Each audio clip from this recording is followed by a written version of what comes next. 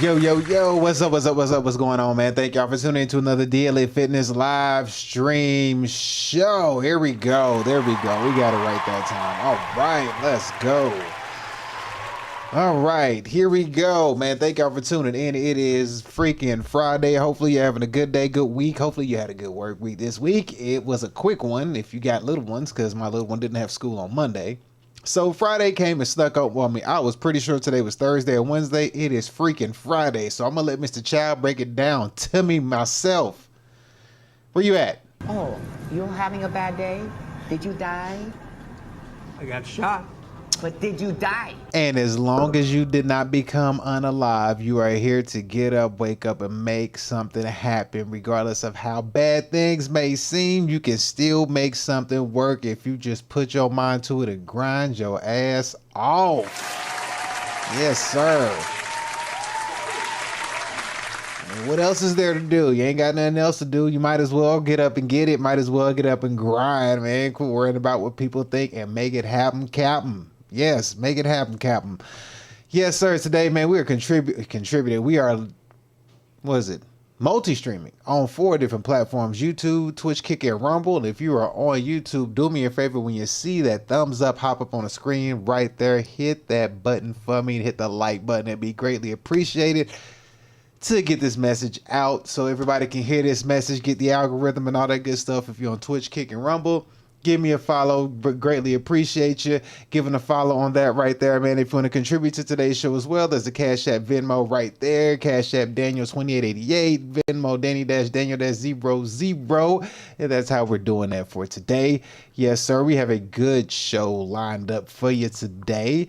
It's going to be a short show because I got started late today, but it's going to be a short one, but we're going to make it happen. And we might have to do a part 2 later on this evening to double up on what I'm probably not going to finish today, because I don't want to rush through it. I would hate to have to rush through a message. I would like to sit down, take my sweet time, and then what I don't finish, then we'll just, migrate it on over to later on in the evening, and we'll just do a part 2. I think that's better. I think that's actually the smarter way to do this. Yes, thank you. Hold your applause. So with that being said, we have our 3 topics for today. We got fitness, of course. We're going to dive into fitness, then the economy, then AI, how this is going to work. First, we're going to talk about the fitness segment of the show, of course, as you already know. And we are going to talk about the muscle of the day today. We're going to just break down and focus on one thing, which is the muscle of the day, which is going to be, guess what muscle is going to be? All right, you can stop guessing. It's going to be the bicep brachii. Yes, sir, the bicep brachii. That muscle right there. Yes, the one that's covered up by that t-shirt that you can't see right there. That's going to be the muscle for sure. Yes, sir. And I'm going to go over that thoroughly with you.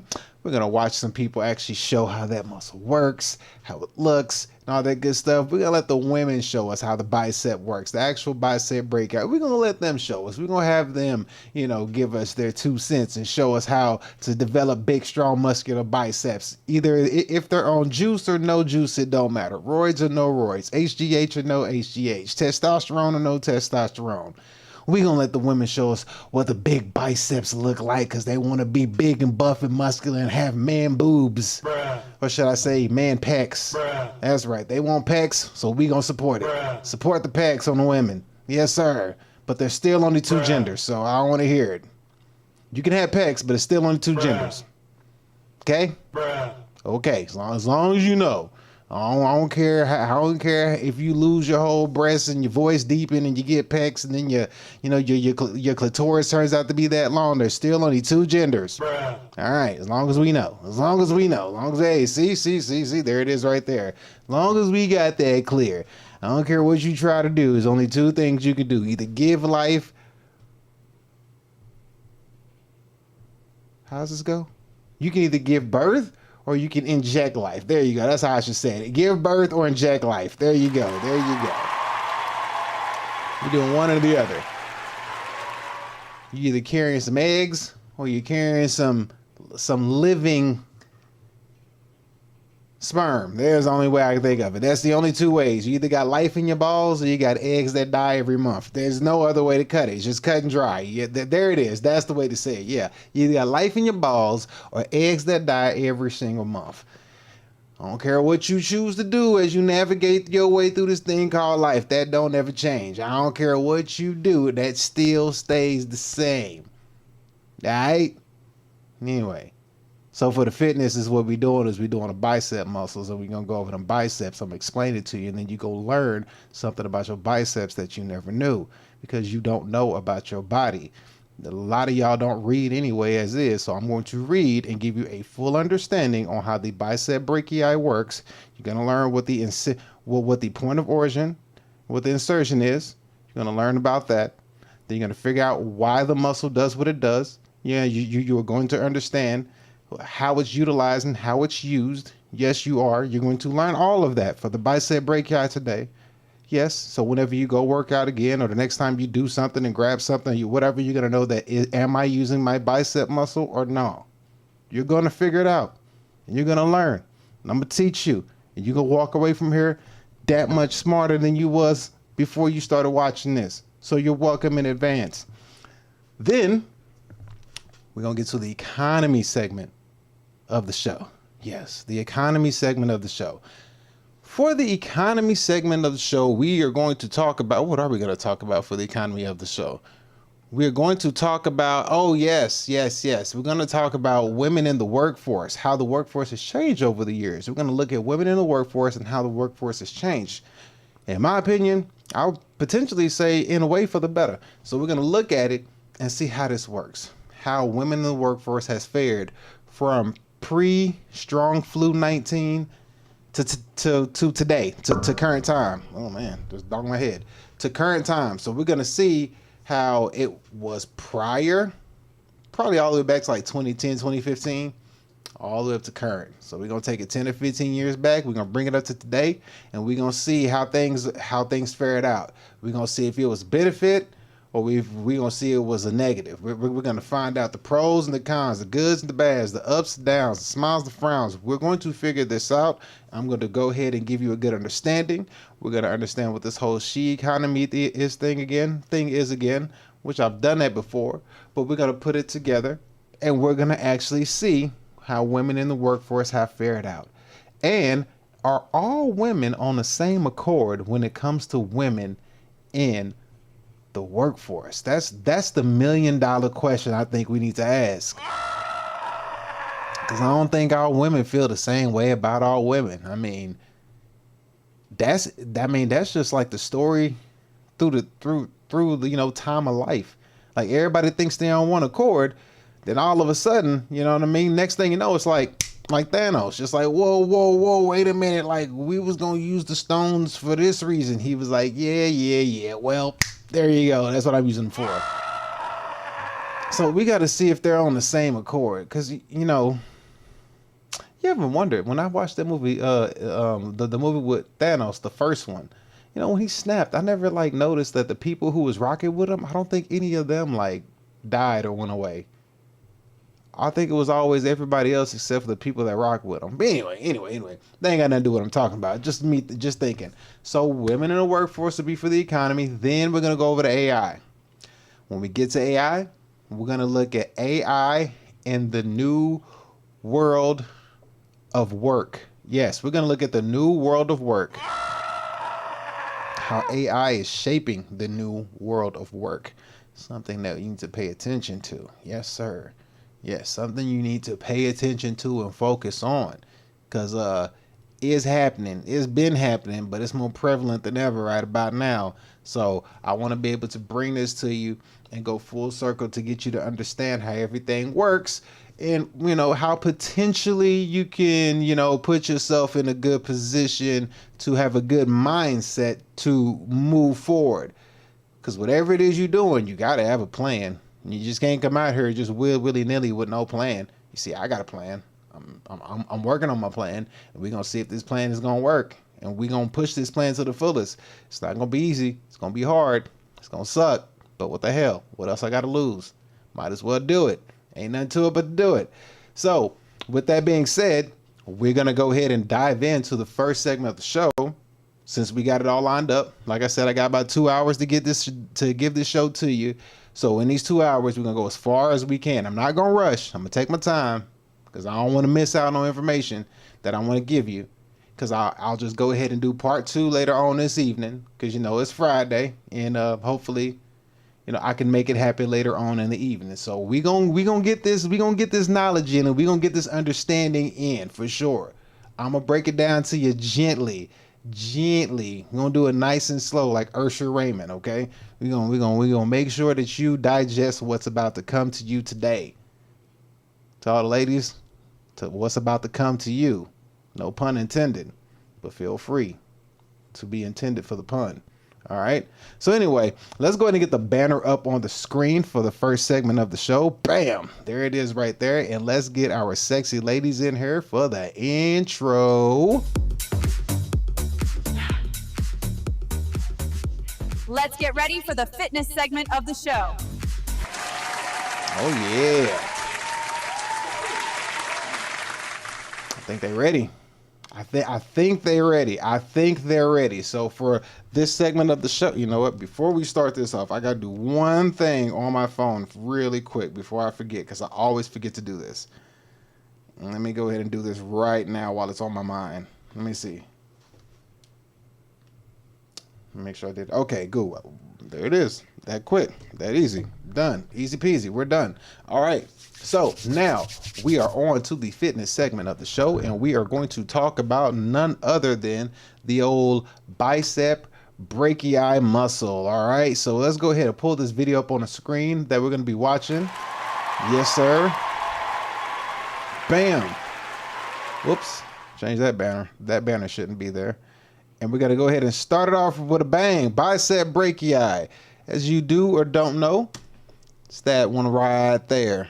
The one that you flex. Here. Hold on. Let me give you a real live visual. Let me get a wait. Can you see it on your screen? No, hold on. Let me give you the full action Jackson view.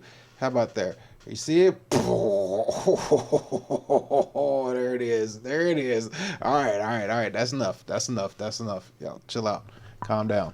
All right. Anyway, back to what we were looking at. Bicep brachii muscle. Now we have to understand what this is, how it works. So I'm gonna go ahead and read it to you while you have this visual stimulation going on to keep you entertained, because you know some of you mofos need to be entertained while you get educated. And that's what I'm here for, to provide you with some sort of entertainment while you're being educated.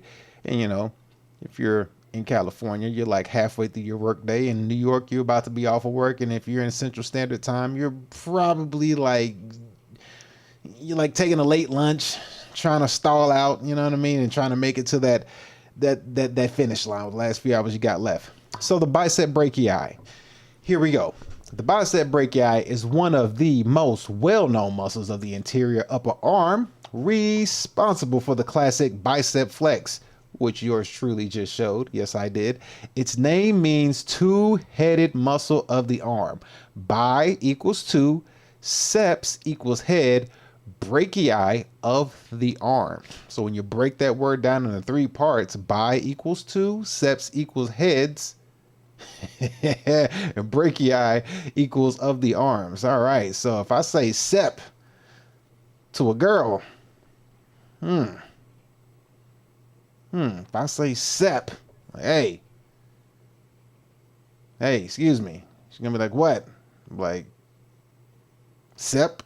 She's gonna be like, what are you talking about? Like, sep. She's gonna be like, what are you talking about? I'm like, never mind. You don't understand biology. You don't understand how the muscles work. Yeah. Anyway, you're boring. All right. Anyway, the way the anatomy works, and as you see here, we have the insertion. We have the anatomy heads and origin. So we're gonna look at the long head. The long head is going to be the origin of the long head is the supraglenoid tubular of the scapula, just above the shoulder socket. Then you have its tendon travels through the intubular bicipital groove of the humerus, stabilized by the transverse humeral ligament. Then for the short head, you have the origin is going to be the coracoid process of the scapula, a small hook-like projection, okay? The insertion of that is both heads merge into a single tendon that inserts onto the radial tuberosity of the radius. Also, as in aponeurotic expansion called the bicipital aponeurosis, which blends into the forearm fascia, this helps distribute force and protect underlying structures like arteries and nerves. All right, so that's important. Got to keep the arteries and nerves protected. How far are we? Okay, we still got time. The blood supply, the branches of the brachial artery. We're going to run that video back one more time and let that keep playing. Now the functions of it is because it crosses both the shoulder and the elbow joints. The bicep brachii has multiple actions. All right, so let's figure out exactly what this muscle does. You might have a slight idea, but you never think about what actions actually causes this muscle to actually activate. Probably bicep curls because it's in the name, which you could be partially right, but there's more to it than that. Let me help you out with that. Let me show you. So the joint action, for the elbow action, for the elbow is flexion, and it bends the forearm toward the arm. All right, so the bicep helps bend the elbow. You see it? Helps bend the elbow toward the arm. Yeah. All right, that's part of it. For the forearm, it's for supination. So you have supine and prone. When you hear prone, think face down. When you hear supine, think face up. All right. The long head, where is it? Supine. So forearm supination. It rotates the forearm so the palm faces upward, especially powerful when the elbow is fixed. Okay. So just always remember supination. When you hear supine or supination, it's up. When you're prone, it's face down. All right. Shoulder flexion is weak. It assists in lifting the arm forward. So not by much. It's not too much, but it does a little bit. Shoulder stabilization. The long head helps keep the humeral head seated in the glenoid cavity. All right. So the long head helps keep the, keep the humeral head seated in the glenoid cavity. Okay. So just keep that in mind. All right. So just know that. Just know that. Now, the key insights for this is that the bicep is actually stronger as a superior than as a flexor. The bicep is actually stronger as a supinator than as a flexor. So it's stronger at supination than it is at flexing. All right. Just keep that in mind that when your palm faces upward, you're in the position where the bicep is most mechanically efficient. So that's probably why when you do bicep curls, you come up like this is where it's most mechanically efficient. If you do it the other way, you're going to be working more of your forearm muscles, kind of like develop big Popeyes. Okay. All righty. Now the biomechanics, the moment arm of the bicep changes with elbow angle. So maximum torque occurs around 90 degrees of the elbow flexion. And then when the forearm is pronated, which is palm down, like I told you, the bicep line of pull is disadvantageous. Up. Hold on. Sorry. Shout out to Ken Hub. But let's keep it going. I lost my spot. The moment arm of the bicep changes with the angle of the elbow, maximum torque occurs around 90 degrees of the elbow flexion. When the forearm is pronated, the bicep line of pull is disadvantageous for flexion. This is why chin-ups, supinated grip, feel easier than pull-ups, pronated grip. Did you know that? When the forearm is pronated, face down, so whenever your palms are face down, the bicep line of the pull is disadvantageous for flexion. Or disadvantage, I should say. This is why chin-ups, if they're supinated grip, feel easier than pull-ups. So if you don't have dumbbells or anything to do bicep curls, you could always do chin-ups with your hands like this as opposed to doing pull-ups like this. If you do pull-ups like this, you're most likely going to work out your back more than anything. But if you turn your hands like this and do chin-ups, then you'll be doing a bicep workout. I want you to grab your hand like this and just pull it down.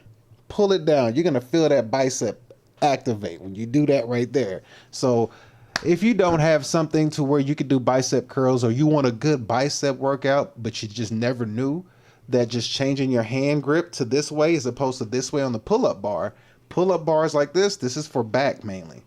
You know, you'll get some forearm, but you'll mainly get like a back workout. But if you turn the hand and pull for chin-ups, you're going to get a good bicep workout, which is why if you look at them gymnastic dudes, the ones who be doing the rings, they be holding themselves up like this and be turning and twisting and all that stuff. If you ever take a look at them gymnast biceps, them dudes there, they be just on cock diesel, just you know what? I'll show you what I mean. Let me see. Gymnast,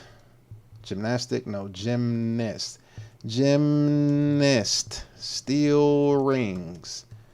Let's see what these, I mean, let me show you what they look like, just to give you an idea of like how strong their biceps are, because they have to have strong bicep muscles. So let me see here. Give me 2 seconds. Let me pull this up real quick. And while this is going on, you can have a look at my beautiful, handsome face. Let me pull this up real quick and let me show you. So let me see. Steel rings biceps. How about that? There we go. All right. So here we go. Right here. We have a dude right here who will, no, that's not a good one. Where can I get a good, this may be a decent, is this good? I can't tell. Let me see. Rent a car. No. I don't want a video. Don't give me a video of the dude. I just want this picture. Let me see. All right, here we go. This should be good right here. This should be good. Don't give me a video. There we go. Here we go. We'll look at this.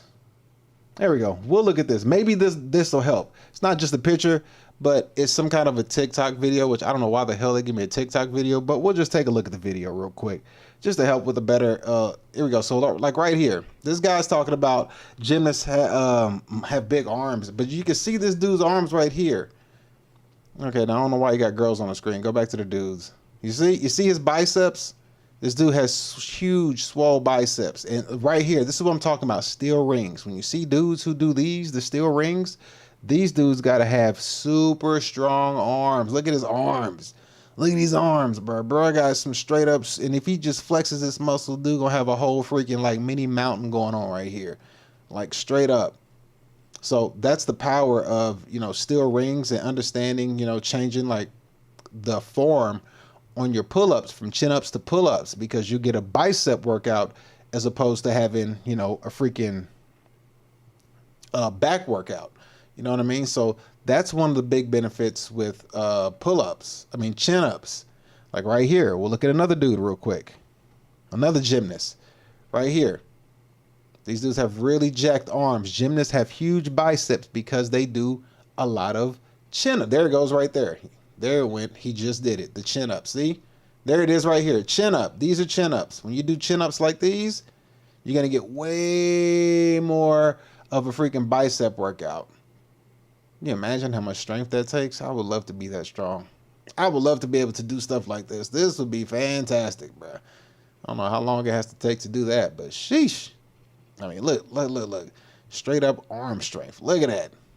Look, straight arm strength. Power of the biceps. Look at that. Straight power. Having them straight out like that too to hold up the rest of your body. That is an impressive feat of strength. Look at this. That is freaking impressive, bruh. Look at that. Yeah. Straight up. Shout out to them for that one, man. But yeah, so just to understand the power of the biceps, because of what I was reading to you, where'd my thing go? What I was reading to you, where was it? Is it right here? Here it is, yes. What I was reading to you was, it was saying that the when the forearm is pronated, the bicep line of pull is disadvantaged for flexion. This is why the chin up is supination feels easier than the pull up, which is the pronated grip. So that's why it's easier to do chin ups, because we use our biceps more than anything. I mean, but you know, you naturally have stronger biceps because we do use our biceps quite frequently and quite often.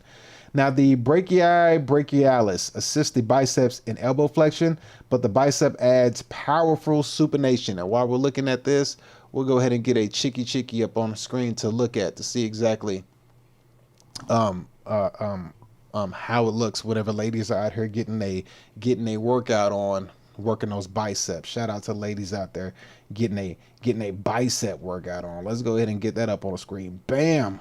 Yep. Even though they working on their arms, they're gonna show us everything else. All right, so the clinical relevance, the bicep tendonitis, the bicep tendonitis, inflammation of the long head tendon, common in overhead athletes or lifters. Pain felt in anterior shoulder, worsened by lifting or reaching overhead. Bicep rupture is often occurs proximally at the long head tendon, sometimes distally at the radial tuberosity. Popeye deformity, muscle belly rolls up due to tendon rupture. That sucks. I've actually seen somebody do that, not in real life, but like on social media. Dude just like popped his stuff up, and it was like, it was weird. It was like, ugh, gross. Like, come on, bruh. Like, don't be showing us all that. Uh-oh, wrong one. Didn't mean to do that. Oh, nope, didn't mean to pull her up. We'll watch this one right here. But we can't have music while you're doing that, sweetie. We'll go that right there. So then the next thing we have is biceps often, let's see, now that's rupture. Strength testing. So manually test as resisted elbow flexion and forearm supination. So whenever you want to strengthen those, you're going to do some resisted elbow flexion and forearm supination. C5 and C6 nerve rod. So as you see right here, she's out there hammering out some hammer curls, getting swole on. All right, getting her girly gym body going on. So shout out to her. And then what do we have next right here? We got one right here. All right, we got another girl right here. She's gonna sit here and do some workouts for us. So we got how it feels. She's gonna be repping 35 on the bicep curl. Shout out to her, getting them gains in. So strength training also is palpate tendon at the cubital fossa. So the antecubital region for integrity. Okay, I don't know what that means exactly, but we'll let her keep going. Function, role in daily life. So turning a doorknob, supination. So turn a doorknob, use your bicep. Lifting groceries or pulling a door open. So elbow flexion and shoulder stabilization. Sports movements, especially baseball, climbing, gymnastics, and weightlifting. See, gymnastics is a big one. So you should have good biceps. Training and application. So compound exercises to help the biceps will be chin-ups, rows, pull-ups, supinated grip. Isolation would be dumbbell curls, preacher curls, hammer curls to vary forearm position. And in functional training would be cable pulls. Wait, is that cable pulls? Cable curls with rotation and emphasize the biceps dual action, flexion and supination. So that right there is going to be it for that muscle of the day, which is going to be the biceps. As you can see, our ladies here are getting it in and getting strong. What do we got here? Oh, well, don't want to show that one. What we got right here? There we go. There she is. That's what I was looking for. So she's going to show us what she has right here. This is her sleeper bicep build. Bam! Right there. Oh, yeah. Okay. She got some of the outside. Okay, I see you, girly. All right. Well, shout out to them. And that's going to be it for the biceps of the day, or the muscle of the day. So hopefully you learned something new today, knowing that you can get your bicep workout in whenever you're doing a bicep workout. Oh, speaking of bicep workout, let's take a look at it. Let's take a look at one of the Scooby-Doo characters. Look at this. Bam! Scooby-Doo character getting the bicep muscles in. Boy, look at that right there, boy. She didn't look like this back in my day. Oh, no, she didn't. AI is a mofo, I'll tell you that much. Look at that. Boy. AI ain't playing on you boys. Oh, man. Yeah, buddy. Good grief. She is shredded to the teeth. Look at that. Oh, man. Go ahead and pause her right there. Look at that, boy. She got a mini mountain over here. That's what I'm talking about. Scooby-Doo is making a comeback. Yeah, it is. Did we have this lady? Oh, yeah, she already flexed on us. Yeah, we already had you. We want to appreciate. Shout out to all the ladies today that came through and showed us their muscles. A lot of them doing back and leg workouts. They don't really want to show the biceps. But with that being said, though, we went ahead and got the muscle of the day in, and we got the biceps a good run through. Explained to you on both long head and short head, point of origin, and insertion. We understood the different functionalities of the muscle. We understood if you do supine and pronation of the muscle or the hands, then what could happen and what muscle you would work. And it's better to do supination when it comes to trying to build up that bicep. That's why you do bicep curls supinated. And if you don't have any barbells or dumbbells, then you go and you do some pull-ups, but you turn the pull-ups into chin-ups and you put your hand in a supinated position and just do some chin-ups and your biceps will get big and strong like the gymnast that we looked at. So yes, that's going to be it for the muscle of the day. Shout out to me.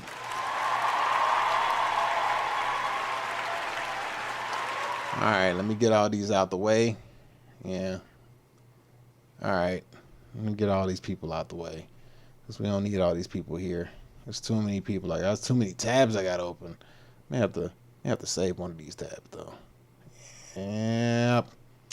Gonna have to save one of these tabs, man. Gonna have to come back to one of these later. Which one is it gonna be? Yeah, it's probably gonna be this one right here. Oh, yep. That'll be the one. That'll do, donkey. That'll do. There we go. All right, cool. So now that we got that out of the way, that's going to be it for the muscle of the day. So hopefully you enjoyed the fitness segment of the show. We are going to go ahead and have to slide on over. But just to keep you up informed, also, whenever you're trying to build your muscles, man, make sure that you hit your protein. Make sure you hit your macros for sure. Whenever you're eating, make sure before you go work out, you carb up and eat a good meal or good, somewhat breakfast or whatever you eat. And make sure you do high carbs prior to your workout because you want to burn off and use that as energy going into your workout. Don't skip out on water. Drink you water first before you dive into the coffee or the pre-workouts and all this stuff. Down you at least 2 or 3 glasses of water prior to all of that because you're gonna need it. It's very important. The last thing you want to do is walk around dehydrated and get muscle cramps. Make sure you drink some water. So get you at least 2 or 3 glasses in the morning first. Then have you whatever, your coffee, your pre-workout, or whatever it is. Make sure you have a good balanced diet before you go work out. Carb up before your workout so you can burn and use that as fuel while you're exercising. Then when you're done with your workout, then throughout the day, keep drinking water, but keep your diet protein heavy for the rest of the day. You don't have to carb up anymore. Keep it protein heavy because the protein is going to help build and repair your muscles. So therefore you can use that along the way throughout the day and not have to worry about whenever you don't utilize all your carbs for energy, it's going to turn into fat. Then it's kind of like backdoor and be counterproductive for the aesthetic view of what you're trying to achieve in your body. So keep that in mind. So after you're done working out, stay protein heavy, find out what your macro goals are, and make sure you hit your grams on your macros that you need to hit every day. So make sure you hit your grams on your macros, especially for your proteins. Hit the protein goal for the macros. And then you're going to watch your body just change and form over time. That's what you want for sure. That's the way you're going to get to it. Okay, that's how you're going to get to it. And please understand, water is very important, and sleep. Water and sleep are very important and underrated. Hitting your protein goal for your macros is very important, but sleep and water is very important. Don't be drinking sugary drinks. Try to stay away from sodas, anything else like that. If you're gonna have a coffee, use that for your pre-workout. Don't use that for the rest of the day or later on trying to stay awake. Don't do that. I guess it depends on how you make your coffee.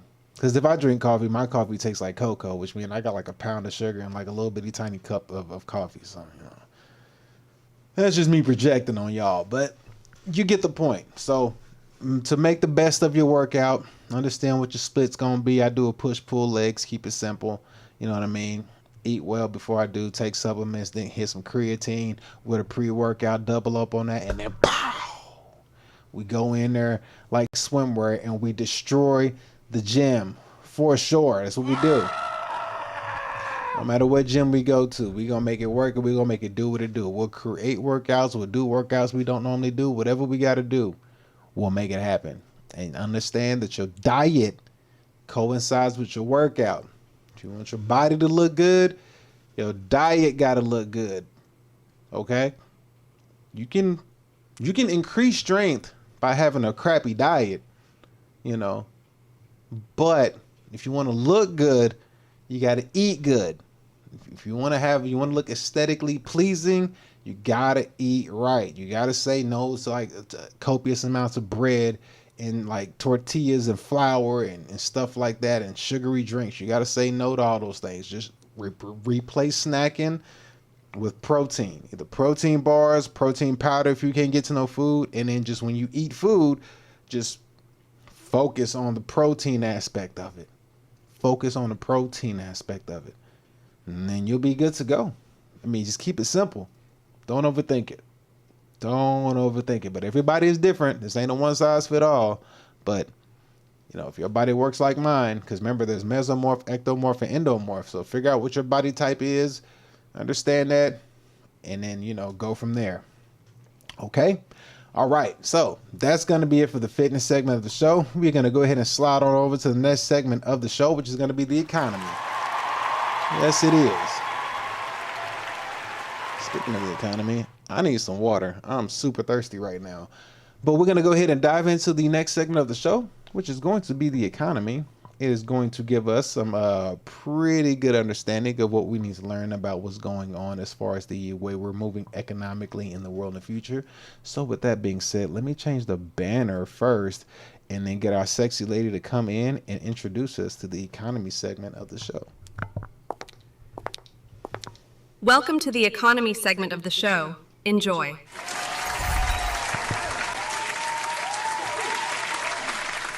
She looked good, didn't she? I know. She looked good, but that red and black looking good on her. I know. She do look good. Shout out to me for that one. I forgot one. It's an AI though. So this one don't count. This one's an AI, so this one don't count. Yeah. This one don't count. You know what? Forget it. I'll show you real quick. There it is. There's the last one. But that's AI though. She's trying to say she's too strong, but that's one more bicep lady. All right. Let's get her up out of here. Get her out of here. All right. Excuse me. So now that we are in the economy segment of the show, first things first, you know what we got to do. We got to check up on what's going on in the government shutdown. Dun, dun, dun, done. Day number 16 and the Democrats have shut down the government. Although the Republicans are in office, the Democrats did it. Oh, I don't know what's going on with me. The Democrats have done it. They have shut it down for 14 days. How dare those people? For 16 days. 16 days, 14 hours, but if you can't see it up here, it says 16 days and 15 hours. Then on something else, I've seen it say 17 days. So I'm like, well, give or take a day, whatever the case may be. It's one or the other. I gotta take a sip of my water because I'm thirsty. Woo,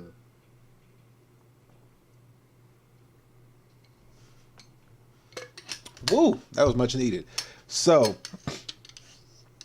we have the government shutdown, as we all know. But we do have somebody who broke down what happens if a prolonged government shutdown happens. So we're going to pull this guy up here on the screen, and he's going to give us the breakdown, the good old rundown on exactly what happens whenever the government shutdown goes on for a little bit too long. And perfect, because I need to refresh the screen. There we go. We're going to let this guy speak on this right here real quick. Make sure I got him stopped. And let him talk, so he'll let us know exactly what's going on when the federal employees, what happens to federal employees and to their pay and benefits if the government stays shut down. So let's go ahead and take a look at this. Here it is right here. Oh, I need to change that banner. And let's see what he has to say. Here we go. Federal employees, if the government shuts down, what happens to your pay and benefits? Here's exactly what you need to know. Federal employees have been through this before, but the rules aren't always the same. If a shutdown happens, well, furloughed employees won't work, but thanks to a 2019 law, back pay is guaranteed once funding is restored. Accepted employees will keep working, but won't be paid until after the shutdown ends. Health benefits will stay in place, premiums will be deducted from future paychecks. Retirees will still receive annuity payments, but TSP contributions will be paused. Unemployment? Well, some furloughed employees can apply, but they'll have to repay those benefits once back pay arrives. This week, Congress is debating funding, and if no agreement is reached, agencies will begin shutdown procedures. Your paycheck could be affected as early as March 24th for many of you, depending on how long this lasts. We'll be tracking every update, so follow us for the latest news. And if you have any questions about this or thoughts, please drop those in the comments and share them with everybody. Please forward this so everybody knows. Thank you, and have a good day.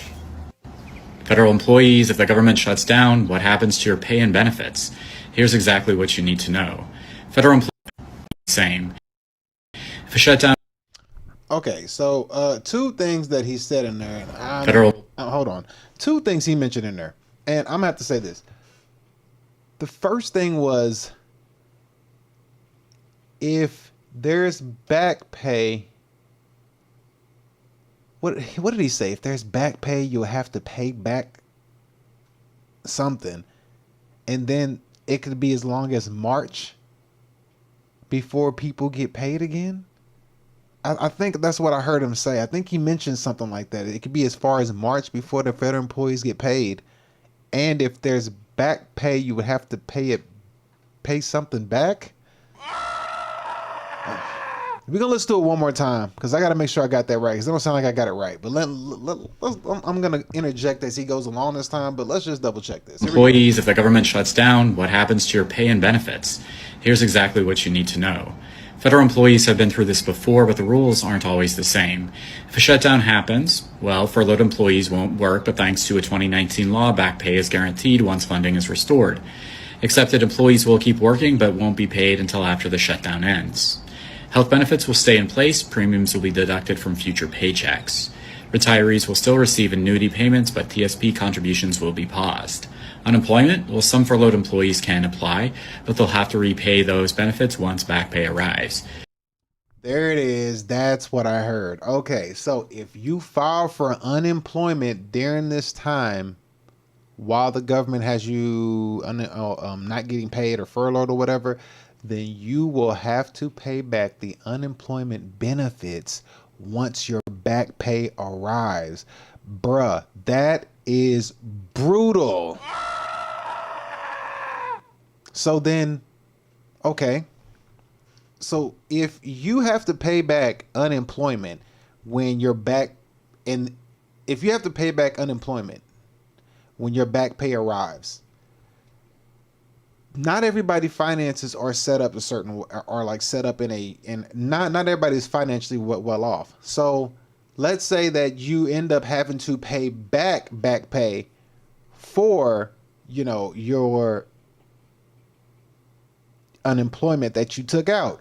If you took out unemployment, but you have to pay it back with your back pay, my thing is this: if you can't pay it all off in a lump sum, will they try to put you on a payment plan, but then backdoor and try to hit you with interest on the amount of the unemployment that you're trying to pay back?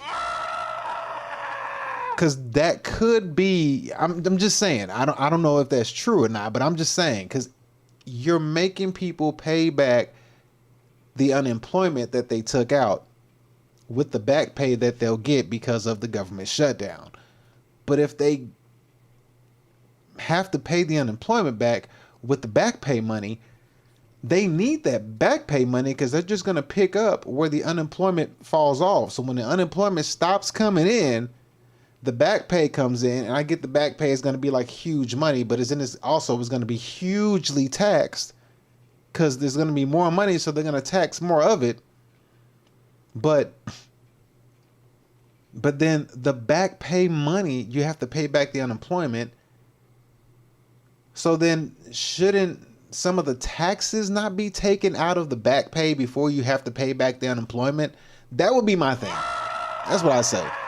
I think that if you're going to have to make somebody pay back the unemployment with the back pay, then whatever taxes was coming out while the person was getting unemployment and they got to pay back the unemployment, some of that needs to not be taxed to the fullest. I mean, although they're not going to do that. But then also, if they need to make a payment plan to help pay back that unemployment, are you going to charge them interest? That's the $1 million question. If some people can't afford to just pay it all off right up when it gets there, are you going to charge them interest for trying to pay off this unemployment that they had to take out to survive for a situation that y'all set up in order to do whatever it is that y'all want to do, but y'all made other people suffer while y'all still got paid? I hope that's not the case. Let's let him continue. This week, Congress is debating funding, and if no agreement is reached, agencies will begin shutdown procedures. Your paycheck could be affected as early as March 24th for many of you, depending on how long this lasts. That's what I didn't get. Your paycheck could be hurt as early as March 24th. But my thing is, this video is 2 days old. Unless this is put on somebody else's channel. I don't know if this is on somebody else's channel, but this video is 2 days old. So your paycheck could be... let me double check him on that. Congress is debating funding, and if no agreement is reached, agencies will begin shutdown procedures. Your paycheck could be affected as early as March 24th for many of you, depending on how long this lasts. Your paycheck could be affected as early as March 24th. I don't understand what that part means. That's the part I'm confused on. I don't get that. How could your paycheck could be affected as early as March 24th? Does that mean like that the government shutdown could be going on till March 24th? I just don't get that part. That's the part I'm confused on. We'll be tracking every update, so follow us for the latest news. And if you have any questions about this or thoughts, please drop those in the comments and share them with everybody. Please forward this so everybody knows. Thank you, and have a good day. Man, ain't nobody having a good day with that news. The fact that people got to tag out unemployment, then you're going to backdoor, and then when they get back paid, they have to pay back the unemployment, but hopefully they don't have to be charged interest if they have to pay back the unemployment. Boy, that would suck. Whew. That would suck. I would be mad for those people. I hope that's not the case, man. I hope they don't do them people like that. I hope they do not do them like that. That would be brutal. That would be like the middle finger towards everybody that's a federal worker. If they do that, boy, that's gonna be, don't charge interest on paying back that. Oh, I hope they don't do that. Oh my goodness, I hope they don't do it. I hope they don't do it, man. That would be the worst thing ever. But what can you do, right? All right, so here we go. So now we're going to take a look at how the world of work is changing. Speaking of work, right? Speaking of federal shutdowns and layoffs and stuff like that, we're going to look at how the world of work is changing. Now, this video I found was from 9 years ago. So if we go back 9 years, that puts us in 2016. Yeah, 2016. So we're going to go back and look at how the world of work was changing back in 2016. And then we're going to kind of come up to speed. So let's take a look at how the world of work was changing pre-pandemic. All right, we're going to look at pre-strong flu 19 to see how the world was shaping and what was going on. Okay, it's like a little 3-minute video. I interject here in between to speak on certain things, so as we go along. But let's take a look. Let's go ahead and take a trip down memory lane back when life was a lot more cheaper, a lot more better, a lot more happier. I think this was right before Trump got in office the first time, right? 16, 17, 18, 19. Yeah, he was in office in like 2018 or 2017 or something like that the first time, right? So pre-Trump. But let's take a look at exactly how the workforce has changed or is changing 9 years ago. So let's take a look at what was going on 9 years ago. So here we go. Fair use. And let's check this out. Here we go. From the job hunt, the interview, to the work itself. The workplace of today looks dramatically different to that of a few decades ago. Technological change has played a huge role. The internet has transformed how people search, network, and apply for jobs. The online job board means Hold on. People search, network, and apply for. Yeah, so in today's world, we can already look at this right now and see. We got LinkedIn, Glassdoor, Career Builder, all this stuff right here. Well, right now, all of this is ran by AI. People out here putting in job applications left and right, and it's going crazy. But AI is like hitting everybody with a proverbial middle finger as people are trying to get jobs. So as we can see, these things are up right now, and how are they doing right now? That's the question. Like right now, how are these things faring out in today's job market? Think about that. Let's continue. Jobs. The online job board means recruiters can reach a greater number of job hunters than ever before. Social media means locating and screening potential hires can be done quickly and effortlessly. And candidate screening can start from doing preliminary background checks using social media to conducting phone or video interviews. The interview has also broken down geographical boundaries. Thanks to technology such as Skype, job seekers can now attend interviews anywhere in the world. In the office, technology. Now, so far, so good, but they make this sound like it was such a positive thing. Like, this sounded so positive, right? It's like, oh man, this be so easy. They'll look at your social media and they'll just pick you for a job. It's no big deal, you know. And once they get you and look at your social media, they see the great person that you are. I mean, they won't fire you over something you said on social media or anything like that, you know. Everything's gonna work out good. Everything's gonna be great. And this, remember, 9 years ago, this is 2016. So world was different back then. This was back when, you know, social media was like on the up and up.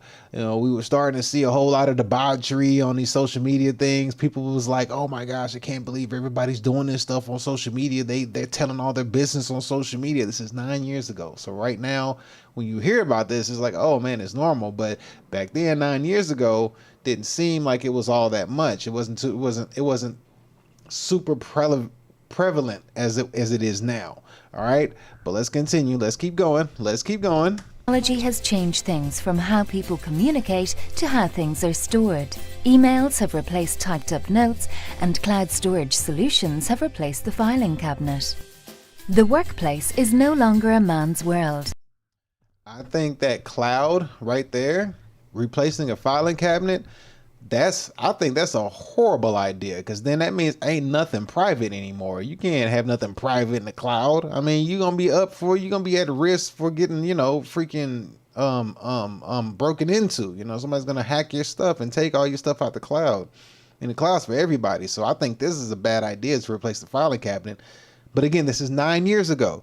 This is how the world of work is changing 9 years ago. So what we're seeing this here back in 2016 to what we hear now, what we're living in now, we're seeing the trajectory of where we were headed. So let's keep going. Have replaced the filing cabinet. The workplace is no longer a man's world. Traditional gender roles are breaking down, and more women are entering the workplace. Gender roles are breaking down, and more women are entering the workplace. Okay, this is 2013. So needless to say, maybe whoever uploaded this video probably uploaded it 9 years ago, but this video is from 2013. All right, cool. So we'll go back even further. So in 2013, they're saying that the job labor force was 67% women and 76% men. Do you still think these numbers are close like this today? I personally, I would flip these numbers. I would say it's 76-67. That's what I would say. Or 80-60. That's what I think it is now. Because it was 12 years later, we're bringing it up to speed. Yeah. I would say if we flip these numbers, you know, 80-60, I think that's where we're at now. Maybe 76-67, but just flipped, I think that's where we're at now. So to see from 1971, then what? 81, 91, what was that? 81, 90, 2001, 2000. So 40 years later, they went up, what is that? 14, 13, 4, they went up 14% in 40 years. So 14% in 40 years. And then this is 12 years later. So what is that? 14 divided by, was that 14%? So 40%. So every 10 years, what was that? 4, 8, 12, 16. So they went up about 4%, 3.5%, 4% every decade. So this would be, what was this? This would be probably 70. I would say this would go up to like 71, 75. This is either neck and neck, or this is more women and less men. That's what I'm gonna say. I would say this for sure. That's what I would go with this. I would say this is probably like 75 and this is like 72, 73, 74 or something. I don't know. But neck and neck for sure. What up? I'm Doc. I appreciate you. Thank you. Thank you. The office environment has also changed. Employer brand has become an important tool for companies to attract the right talent, with 80% of organizations believing their employer brand is a successful recruitment tool. Added to that, employers will now hire for cultural fit with the intention of training for skills later on. Wait a minute. Wait. In 2013. Oh, here we go. Here we go. Hold on. Hold up. Employers will now hire for cultural fit and train for skills later. Bruh. He didn't say that. Tell me he didn't just say that. Train for skills later. So we're going to go for the cultural fit now, and we want skills later. How did that pan out 12 years later? How did that work out 12 years later?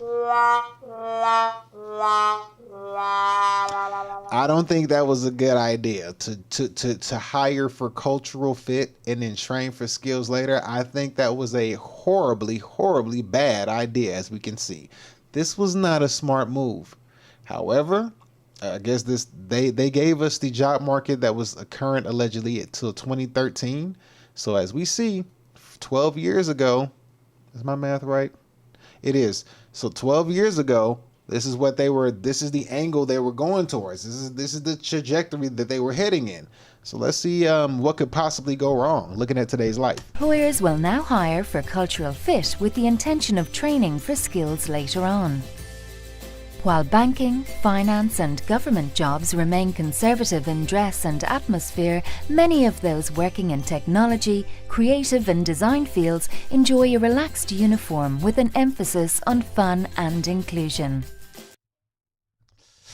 Fun and inclusion. I mean, right now, this seems like they're talking about a bunch of like banking and tech related jobs, which now we're seeing in today's world, banking and things that have to do with tech sectors and dressing casually and having fun. Right now, a lot of that stuff is going by the wayside, but let's see where we're going. Big organizations such as Apple, BBC and Google have adopted collaborative office designs intended to promote chance interactions between staff. And at some workplaces, there is such a thing as a free lunch. Traditional perks may have included a company car, but today they can range from gym membership, free meals, gaming areas to nap rooms. Traditional benefits may have included stock options, health insurance and paid paternal leave. However, today, big tech companies are mixing it up. Apple and Facebook now offer their employees money towards freezing their eggs or sperm, and Netflix and Virgin allow their employees unlimited holidays, provided that their work is covered. So Netflix is the one that started this Jet2 holiday. Is that what that is? Virgin allowed their employees unlimited holidays. So there it is. So Netflix started this Jet2 holiday nonsense. And then Facebook was helping women freeze their eggs. Bruh, you gotta be out of your mind. I did not know that was a thing. Facebook was helping employees with freezing their sperm. Oh my gosh. I gotta hear that again. Maybe I think I misunderstood it. I misunderstood. Apple and Facebook now offer their employees money towards freezing their eggs or sperm. So Apple and Facebook were helping employees freeze their sperm or their eggs. This is 2013, allegedly. 2013, 2015, we'll say, give or take. This is what we were doing a decade ago, at least. So they were helping people freeze their sperm. I didn't know that. I didn't know that they were helping. This right here should have told you that this is not a good idea. This is not a good idea. If you work at a job and they tell you we're going to help, we'll put money towards you freezing your sperm or eggs, just know that they do not give a shit about you, bruh. Wow. They do not care about you. Think about it. Remember, when a company would hear that a man or woman is married, mainly we'll say a man was married, right? So that means that the man is married and he has kids. That means that this man is going to be dedicated and loyal to the job because he has a family to provide for. He has a family that he has to take care of. So he's like ball and chain to this job. You know what I mean? It's like you're ball and chain to the job because you need this money to take care of your wife and kid. You know what I mean? Then when did we go from that understanding to shifting over to, you know what, buddy? We'll give you some money to help you freeze your sperm or to freeze your eggs. So, you know, we'll put money towards that so you can focus on having that family later, which you should be in a good financial position before you have kids to begin with. I agree with that.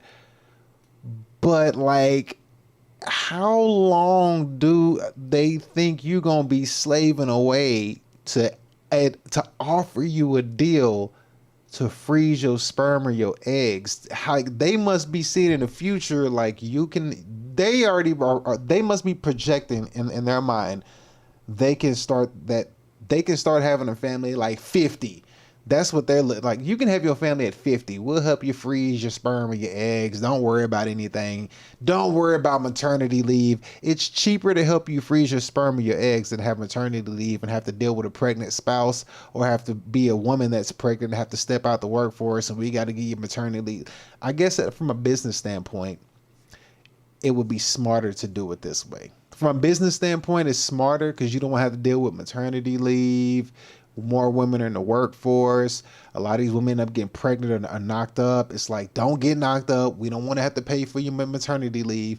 Then you leave, you get your baby, you start having emotions, you're getting close to them, and now we have to, you know, get rid of you or you're going to quit on us. So from a business standpoint, I understand why this was a thing. That actually makes sense to save face, to encourage people to work their asses off and be slaves at the job as opposed to be slaves to your family at home.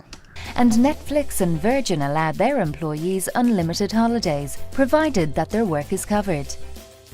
Yeah, that's where the Jet 2 holiday came from for sure. And it's not just about what goes on inside the office. The internet has made flexible working arrangements a viable option for many people, reflected in the increase of more people working from home. In addition, more people are opting to go freelance, and it's expected this trend will continue to rise. By 2020, it's estimated 50% of the US workforce will be freelancing. By 2020, it's estimated that 50% of the workforce will be freelancing. Well, I be damned. How did you know that most people at the workforce was gonna have to turn into freelancers? How did you know this? Like, did you just pick a magic number? By 2020, 50% of workforce are gonna be freelancing. And guess what happened on 2020? Exactly. The strong flu 19 kicked in 2020, and I'll be damned, 50% or more of the workforce actually did have to work from home and be freelancing. So, yeah, there's that. Many jobs being filled today didn't exist 20 years ago, and it's predicted that in 10 years' time, 60% of jobs will be completely new for their time. Okay, so 10 years. Okay, so this is 2015 then. This video was 2015. So they put this thing up right here, and they're saying in 10 years' time, new jobs, 3D food printer engine will be a job, drone dispatcher, 3D printer engineer, avatar design, global system architect, waste data manager, urban agriculturalist, I almost said archaeologist, urban agriculturalist, competition producer, book to app converter, wind turbine repair tech, smart dust programmer, nanomedic. So nothing about AI was even thought of in here. Nothing in here was thought of about AI whatsoever. So 10 years ago, we didn't even think about AI at all. At all. This was not even, like, AI is not on here not one time. I mean, the only closest you can get is competition producer. That's about the only thing you can get close to with AI. This right here. That's crazy. That's crazy. Wow. I wonder how these jobs hold up now. Like, I wonder if I type these jobs in and be like, hey, like, what's the trajectory of a drone dispatcher? Which I think this will be a good job in the future for sure. 3D food printer. I think this would be a good job in the future. I think so. 3D printing engineer, probably. Global system architect, yeah, probably. Waste data manager. So these jobs might actually be good jobs now if you think about it. They really might be legit jobs if you think about how things are going. Book to app converter. Convert a book to an app. I mean, AI could do that in like, hell, a few seconds. Wind turbine repair techs, potentially. I don't know what smart dust programmer is. I have to look that up. Nanomedic. So these probably are legit jobs. It was just that we hear AI everything and we don't think about stuff like this nowadays. We hear AI this and AI that, like our minds don't even go to what these jobs actually potentially could be huge contributors right now. So this is 10 years ago. So 2015, this is what they were looking at for the projection of 2025 jobs. So, whew, wow. Interesting how things have changed so greatly. So, as we see, things are good. The way we thought way back when in 2015, there was an increase in the workforce with women coming in. Things were changing. Things were a whole lot more lax. They were training for cultural fit as opposed for skills. So skills were last, culture was first.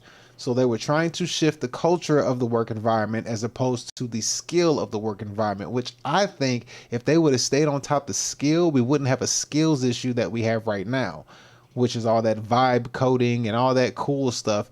Everybody was like, you can get into the tech if you just do this certification, if you just do this, if you just do that. When in reality, a lot of people just didn't have the skills that they were lacking because the jobs that were hiring were focused on cultural fit and not skill fit. They'll do the skills later, but now they want skills. But then now the people with the skills that actually focused on the skills and got the skills can now outsource all their skills and replace everybody who don't got skills with AI agents, which, you know, in turn is detrimental. So that's where so mentally that's where we were as far as the workforce in between 2013 and 2015. That's where we were. So you see that we came a long way, and all this is before the strong flu 19, before the pandemic. So before the pandemic kicked off, before the strong flu 19 made its way around, and they already showed what they were projecting what life would be like in 2025 as far as good jobs to get. So we see that. Now, we're going to fast forward a few years. We're going to move up a little bit more. We're going to look at the economic benefits of a increased number of women in the workforce. And we're going to see, this is from 6 years ago. So hopefully this is spot on. Hopefully this is before the pandemic, I believe. I think this is before the pandemic. Let me just double check and make sure. Let's see. I think this is before the pandemic because it says 6 years ago. Let's see. Imagine giving you orders, running the country, labor petition links to merit. I believe so. So now we're going to look at this next video, and we're going to look at exactly how and the number of women in the workforce has increased, and this is in 2019. So let's go ahead and pull this up on here, and let's see what this lovely lady has to say right here. So here we go. And before we start, let's see. What do we have? The S&P 500 was $2,600. Hold up. Let's see. S&P 500 stock price today. Let's see. It is 60. Oh my God. Let me show you, peoples. Let me just go ahead and show you. This will give you a good idea of how old this video is. And this is only 6 years ago. Where is it? All right, there she is. Here this is. All right, so are you ready? Are you ready? Here we go. Let me go ahead and pull this up correctly. All right. So let me show her again. All right, here we go. Let's go ahead and get it back up there. So there she is right here. You got the Dow Jones. you got the S&P 500, and you got the NASDAQ. All right, here you go. The S&P right here is $2,655 6 years ago, okay? And today, the S&P 500 is, drum roll please, $6,668 6 years later.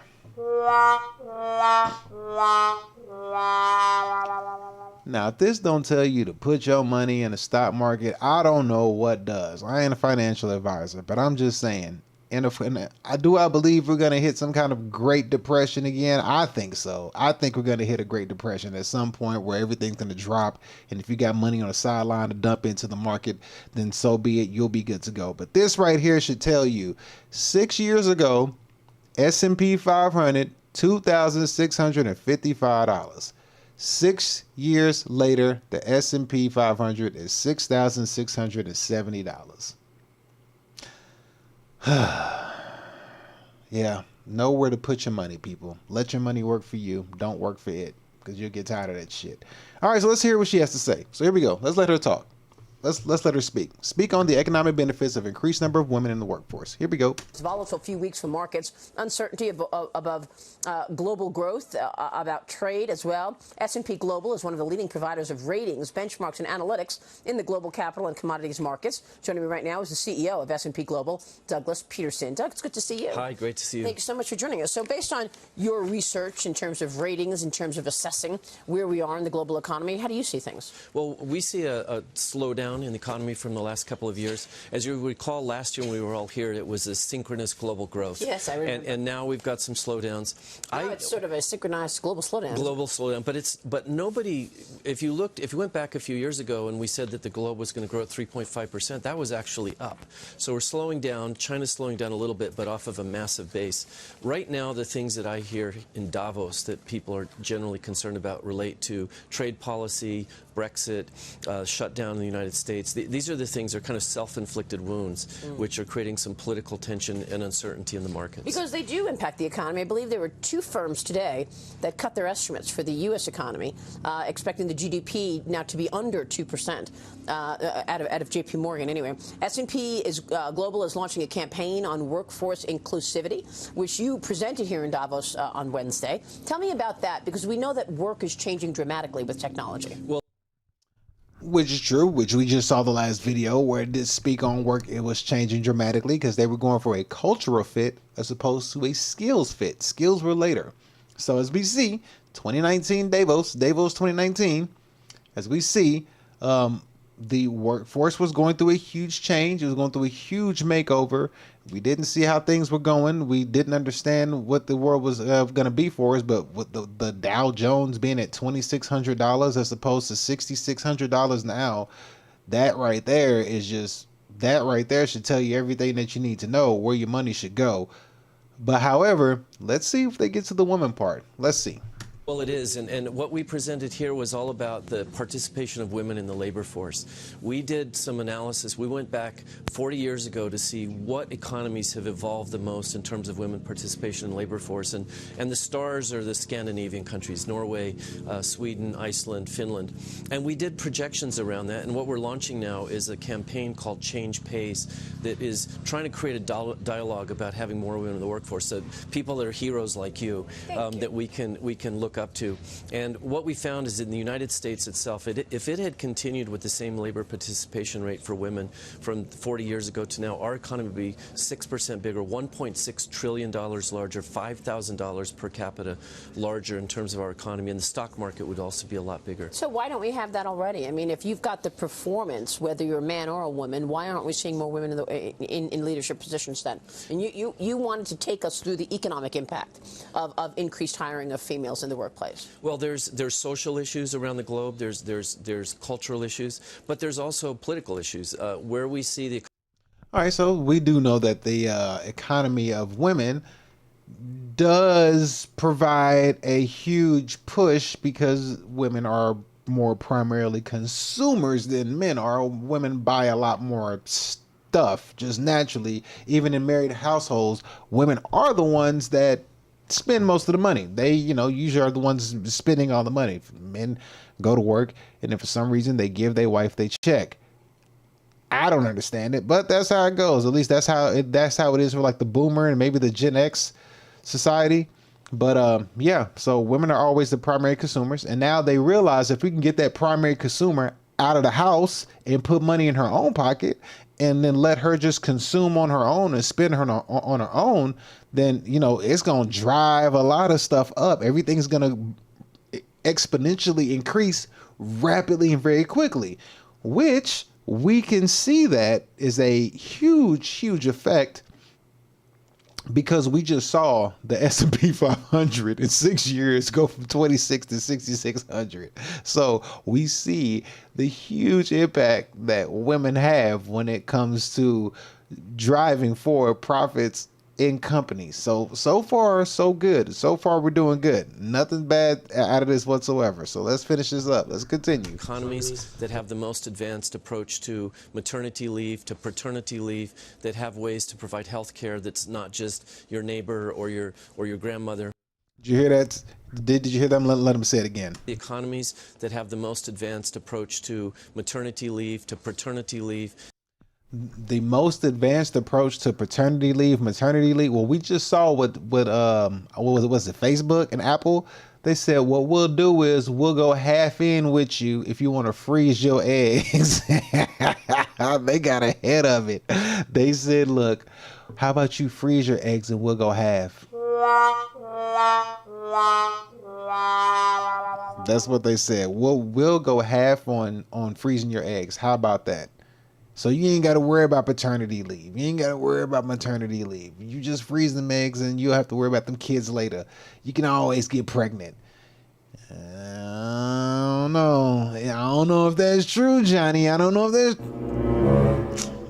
we're going to see how that works. So they got ahead of the maternity leave by going half and letting women freeze their eggs and men freeze their sperm if they felt the need that they had to do that. Let's continue. Could you imagine the kickback?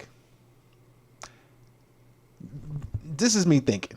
Think about this, all right? Wouldn't it be smart?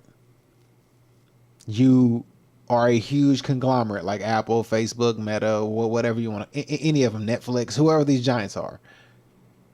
And then you realize if you put women in the workforce, convince them to freeze their eggs, then you turn around and you open up a business where women can freeze their eggs, and then when they work for you, you supply them with, you help couple them with businesses that they can use to freeze their eggs, and you'll go half with them.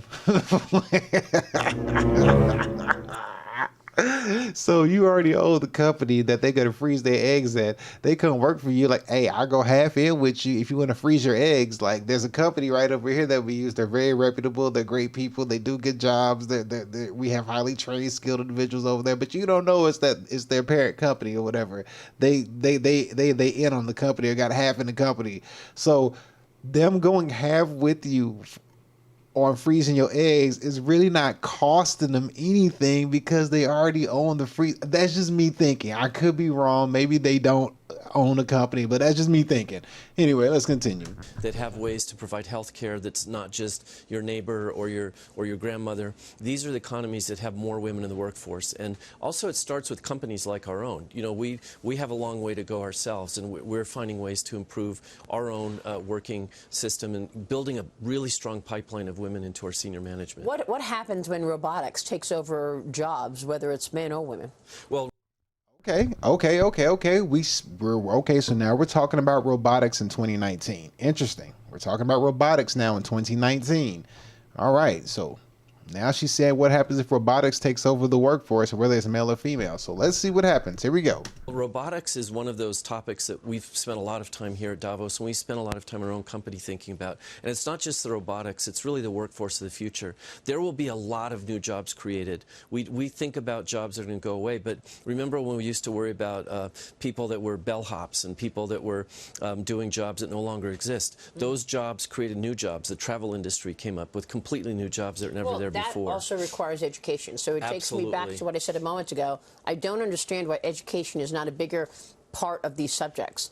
You need to train people in order to get those jobs around AI. What does a steelworker know about engineering?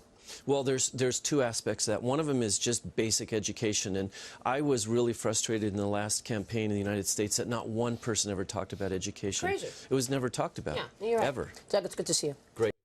Well, the issue with education, as we all found out, is that it's hella expensive. And then you backdoored, and now they're coming down with the hammer on student loans, and they're garnishing your wages. So now your student loans has basically turned into another form of child support.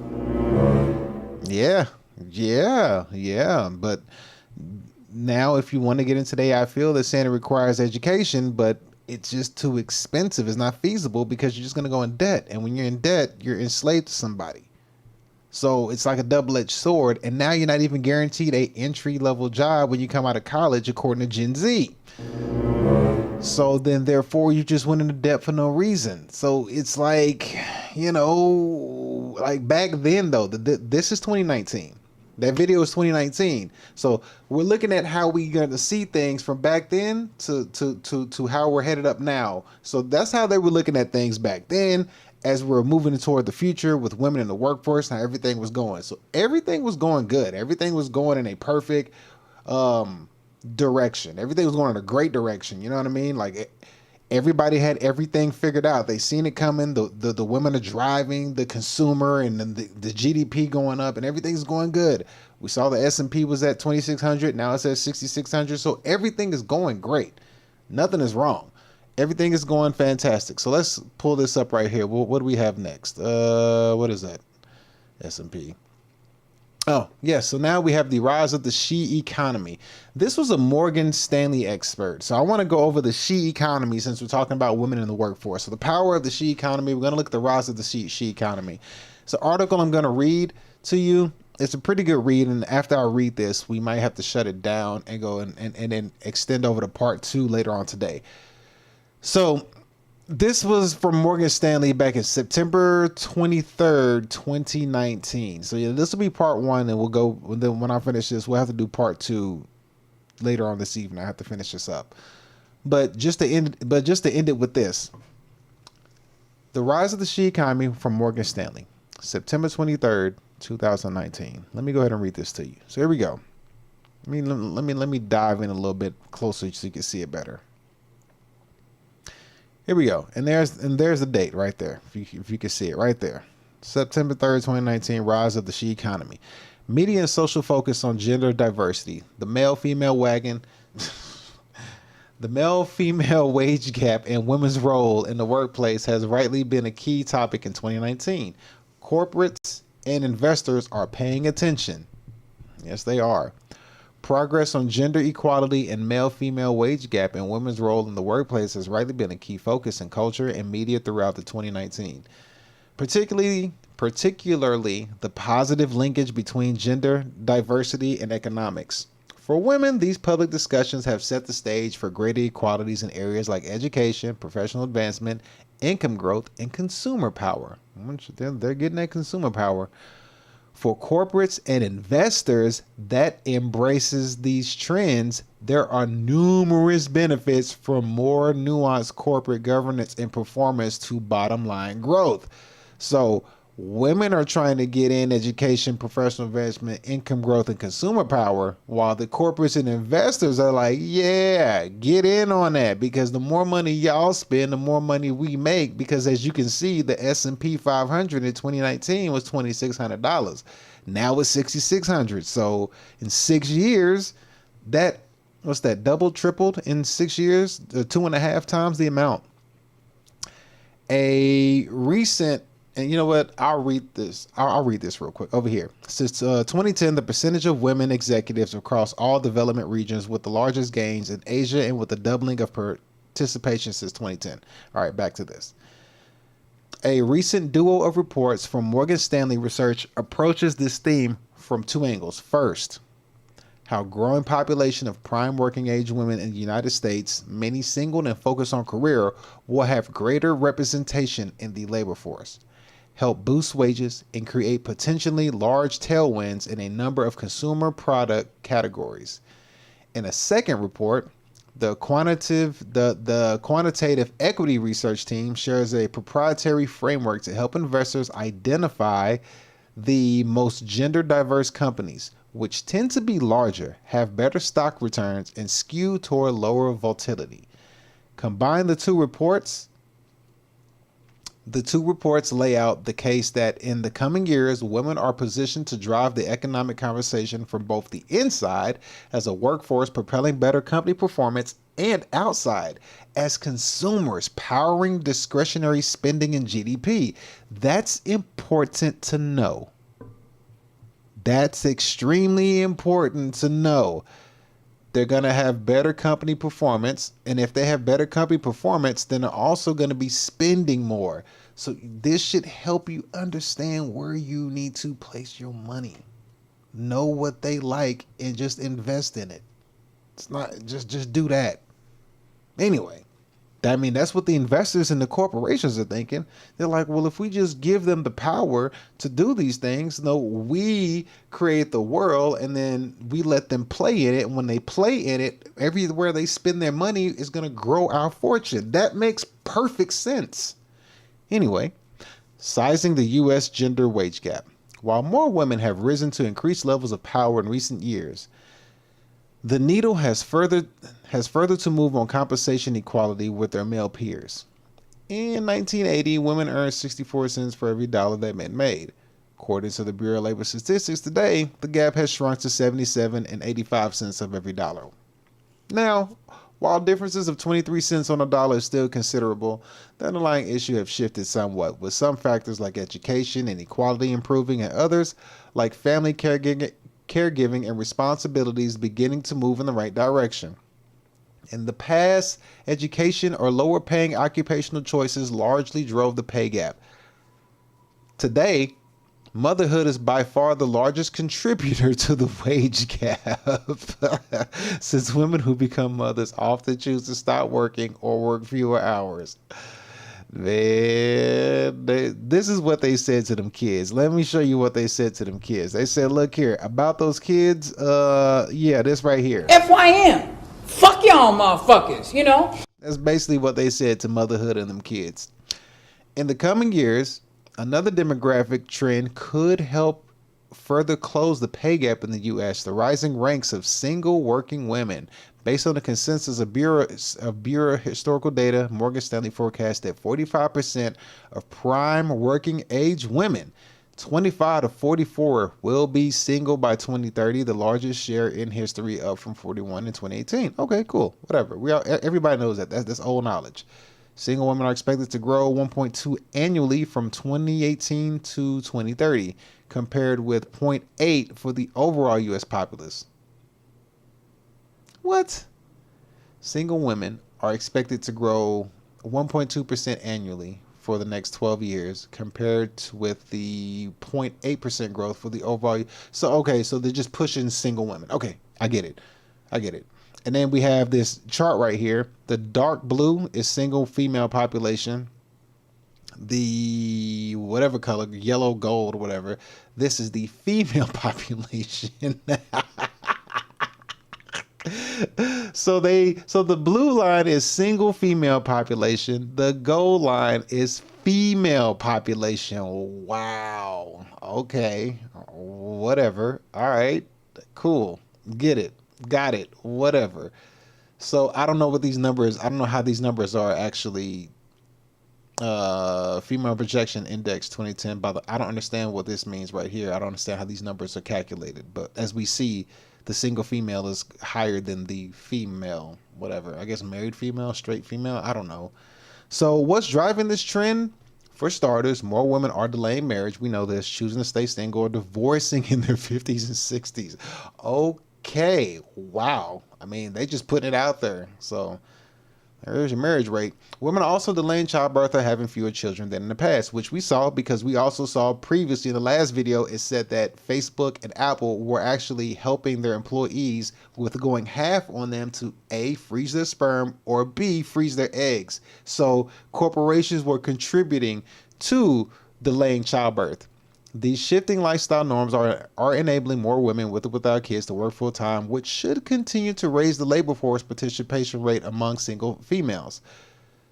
Rising labor force participation rates should put upward pressure on women's wages and help increase overall consumer spending. Okay, fair enough. I agree. If money is what you want, money is what you get. You just gotta work your ass off for it and understand it's lonely at the top. To the female to male ratio of labor force participation has increased dramatically since 1990, though it has stabilized. So remember, this is 2019. So this is from 2019. We're using this and we're moving all the way up to 2025. This is what this whole stream is about. I'll break it down into 2 parts because, like I said, after this, I have to end the stream, but part 2 will be later this evening. So let's see, dramatically since 19. Okay, so what we see right here is 1990 and all the way up to 20. Current time at the time, so 2019. Okay, so it says female to male ratio labor force. Okay, female to male ratio. Okay, got it. All right, so then we go down. We say women control more purse strings. All right, that's always been the case. As it stands, women already control a large share of the U.S. consumer wallet. Yep, that's a known thing. Married or not, that was always the case. They contribute an estimate to $7 trillion in U.S. gross domestic product per year, according to the Center for American Progress, and they are the principal shoppers in 72% of households. Yes, according to the consumer survey conducted by MRI Simmons. So, all right, my question is, if marriage and everything goes down, how much? If they contribute 72%, then how much will they contribute as single women? That's the real question. I'm curious on that. Meanwhile, women are earning bachelor degrees at a higher rate than men, and they are primarily the breadwinner for nearly 30% of married households and nearly 40% of the U.S. households. Okay. Because women now contribute significantly to more household income than previous generations and remain the primary shoppers for most households, their influence has grown in nature and degree. And this is true whether women are single or married. She always makes the spending decisions, for sure.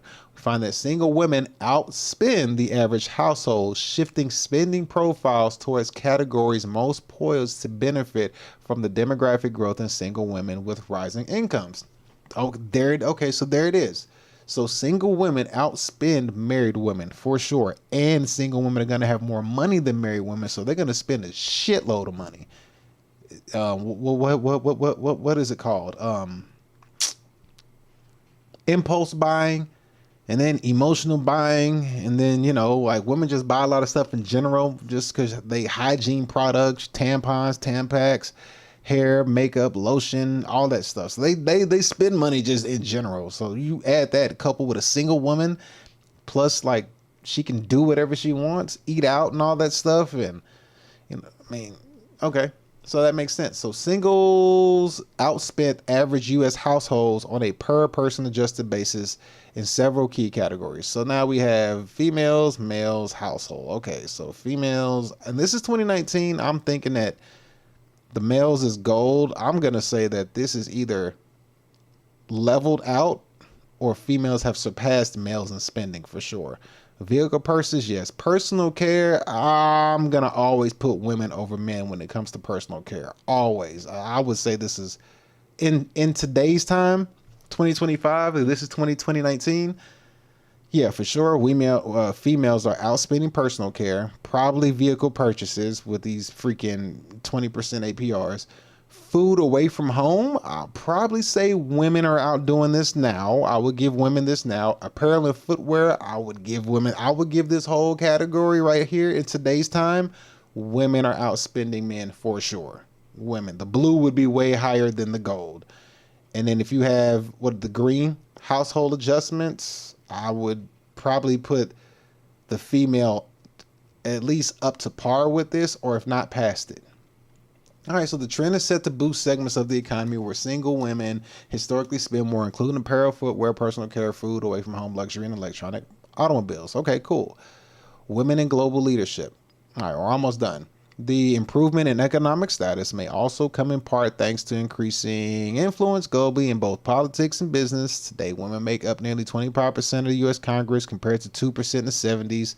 In the business world, more women than ever, serving as CEOs, board members, and other high-profile positions at top companies, While the relationship between the timing and pace of these things gained is unclear, the trend does indicate shifting attitudes and norms surrounding women in leadership positions. Okay, cool. Since 2010, the percentage of women executives increased across all developed regions, with the largest gains in Asia, excluding Japan, with a doubling of participation since 2010. North America and Europe are at a similar level of 15% each, both up from 2010. Women have also notched increases in board representation in developed regions, increasing by more than 50% over the same period. This is good news for women. It's also good business. Exactly. That's the key. This good news is also good business. That's why we see the S&P 500 go from 2,600 in 2019 to 6,600 today. That's the key. Get in on the stock market. A growing body of research demonstrates that gender diverse firms benefit from experiences and insights that women bring, which can translate into better investment outcomes and returns. However, we are at a 100-year cycle. Remember, the Great Depression happened in 1929. We ain't too far from 100 years. We are right around the corner from 2029. And the way things are going, if you want to implement stuff like UBI and a hell of a lot of stress on people to make them feel hopeless and think that things will never get better, a Great Depression 2.0 and make it worse than last time would be a good move if I was a dictator hell-bent on dominating humanity. That's what I would do. If I wanted to just dominate all of you and just look at y'all in y'all face and be like, hey, check this out. FYM. Fuck y'all motherfuckers, you know? I would crash the living hell out of the market and make it worse than the Great Depression with this 100-year cycle. I would. That makes sense. However, when these stocks go down, who got money on the sideline to ride them some bitches up? Our analysis show that globally, companies that have taken a holistic approach toward equal representation have outperformed their less diverse peers by 3.1% year over year the past 8 years, says that person. Firms that employ higher gender diversities based on her score have outperformed less diverse peers. Okay, so we've seen this. Like I said, this is old news. Like I said, I just have to go from back then to now. So we're just making a history, taking a history lesson. All right, so we got the her right here. All right, so let's see. Gauging gender diversities is more nuanced than simply looking at the percentage of female workers. To get more accurate read, the quantitative research team worked with sustainability research teams to develop a global framework that helps investors identify the most gender diverse companies. This holistic equal representation score, HERS, looks at gender diversity from many angles, including the percentage of women who are board members, executives, managers, and employees. It also takes into account industry-specific biases and regional differences. Broadly speaking, companies with higher HERS tend to be larger organizations and have higher dividend yields. They also exhibit slightly lower volatility and exposure to risk. Yet, there are some important variations. North American companies that rank high in HERS tend to offer higher returns on equity, while European and Asian companies tend to have lower returns on equity. All right. Okay.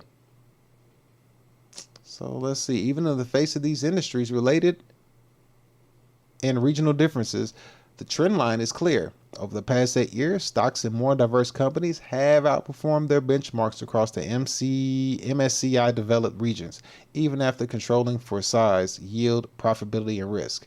Whether gender diversity drives better performance or is a reflection of forward-thinking companies, the relationship is likely to become more pervasive as women play increasingly more prominent roles in the workplace and, in turn, the global economy. And I think that is going to be it for this article. So there it is right there. That right there was a good read. Pat myself on the back for reading that to you, and that gave us a lot of insight on what we need to know.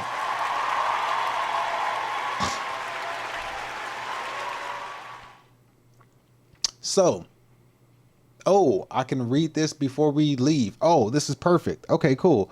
So upon reading that, I'm gonna finish it up with this. I'm gonna get straight to it. So reading this, or that, whatever you want to say, I also came across this, the she economy, and what it highlights. All right, so after reading that whole article, understanding something, let's look at this. The she economy highlights the widening economic gap between affluent and low-income women who share common struggles like gender wage gap and lower retirement wealth, but at different magnitudes. High-income women, despite their earning potential, are often still burdened with a disproportionate amount of unpaid domestic labor, whatever the hell that means.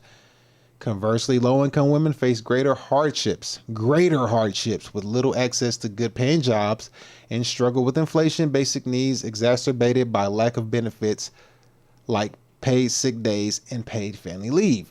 So after me reading that entire thing, did it sound like I was reading about low-income women or high-income women? Because it seems like this entire article right here was focused on the high-income women, not the low-income women. But let's just take a look and see some of the issues these two have. High-income women face a confidence gap, and carry more domestic responsibilities despite their income. They experience a significant gender wealth gap, even with their own socioeconomic group. May not benefit from overall economic growth if the economy becomes too reliant on their spending power. Wait a minute.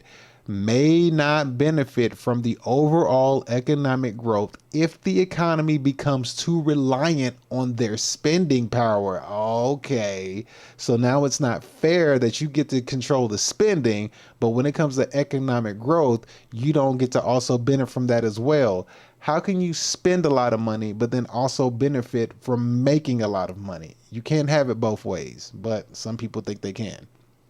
Now let's look at the low-income women. Right here, low-income women, they face significant hardships, struggling with issues like high housing costs and inflation. All right, so high-income women don't have that problem. Low-income women are more likely to be in low-wage jobs with fewer labor protections and benefits such as paid sick days and family leave. Interesting. Lower-income women suffer from greater wage gap compounding over a lifetime, leading to lower retirement savings and higher poverty rates among elderly women. Did you see that right there? High-income women experience a significant gender wealth gap.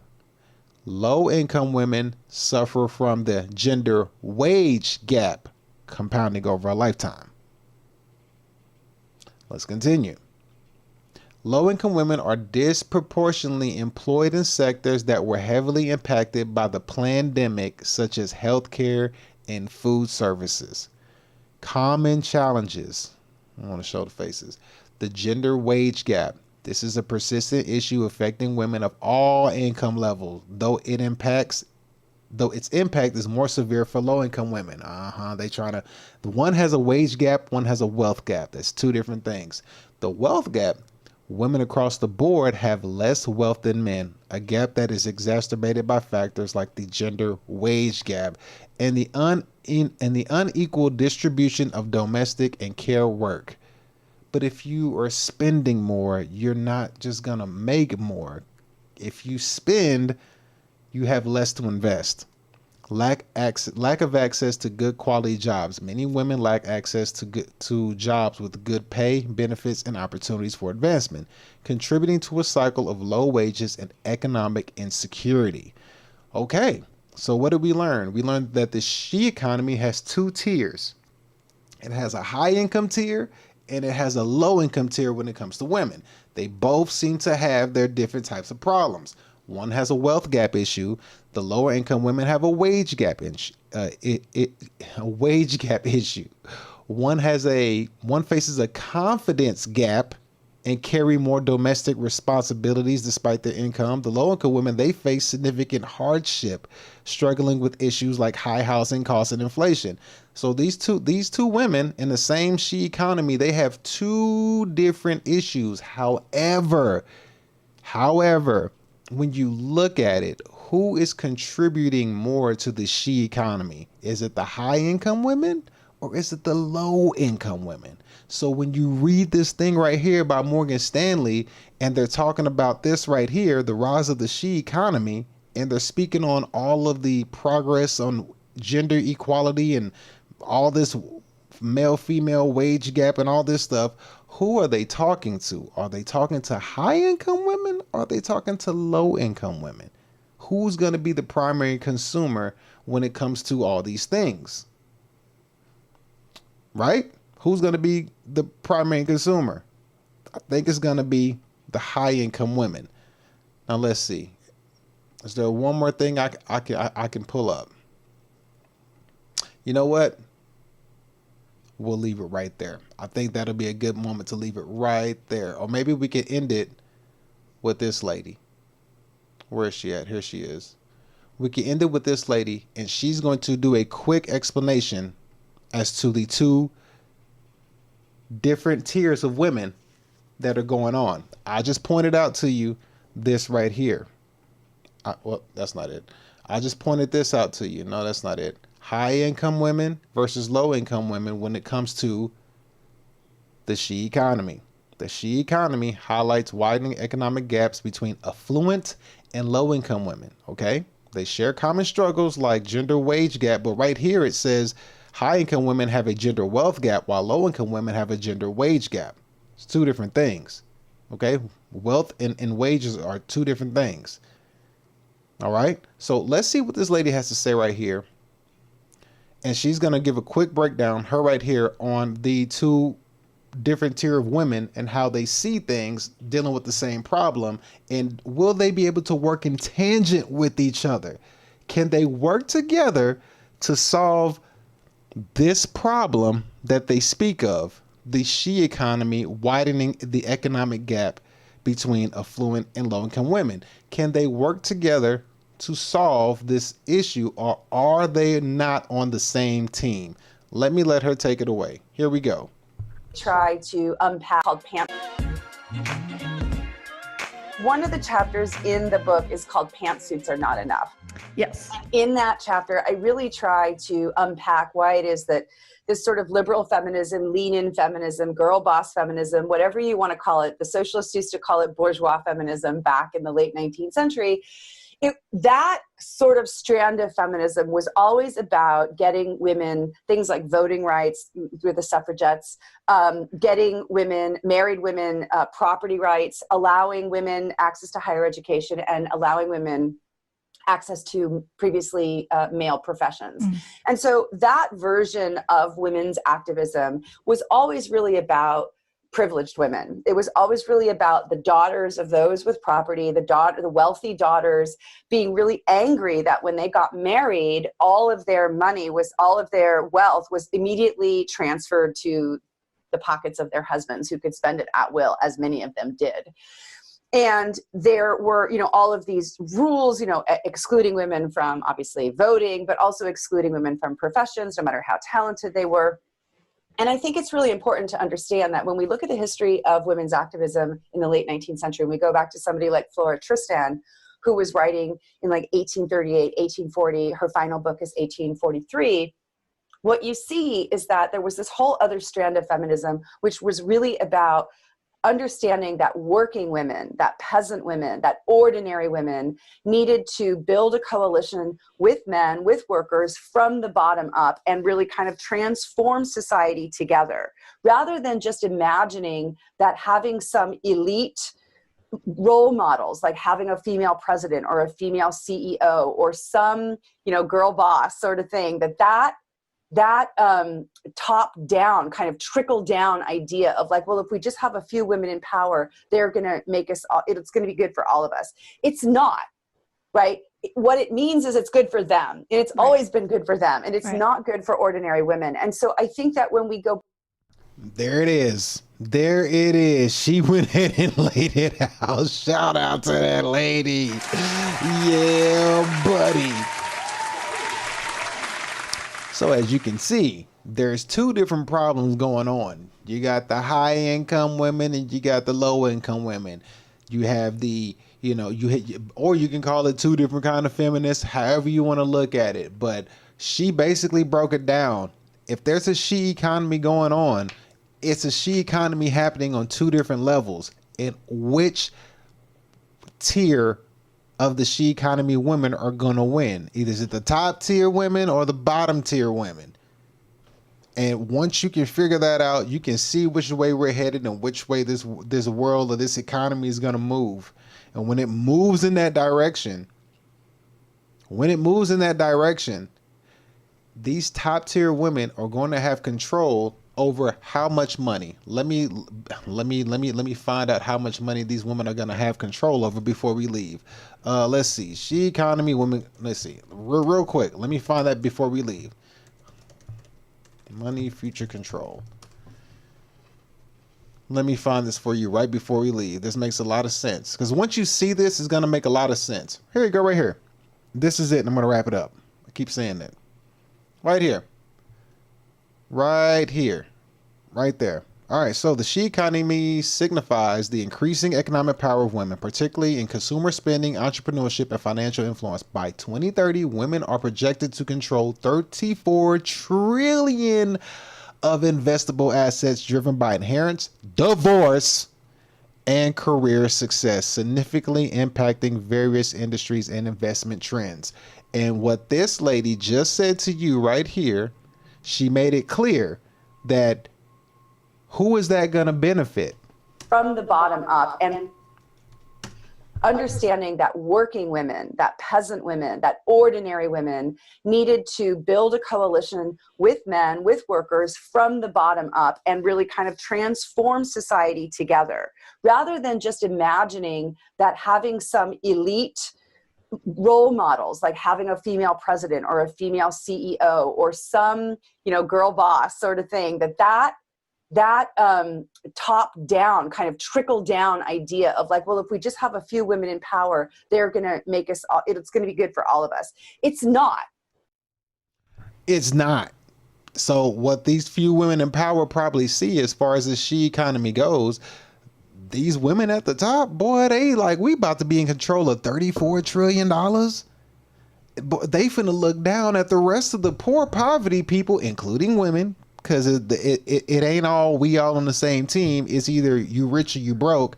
They looking down at the rest of them. They like, hey, yo. FYM. Fuck y'all motherfuckers, I would rather have 1,000 women control this than 4 billion women control this. I'd rather have 1 million women in control of 34 trillion as opposed to 4 billion women controlling this right here. So if you look at it from that perspective, it's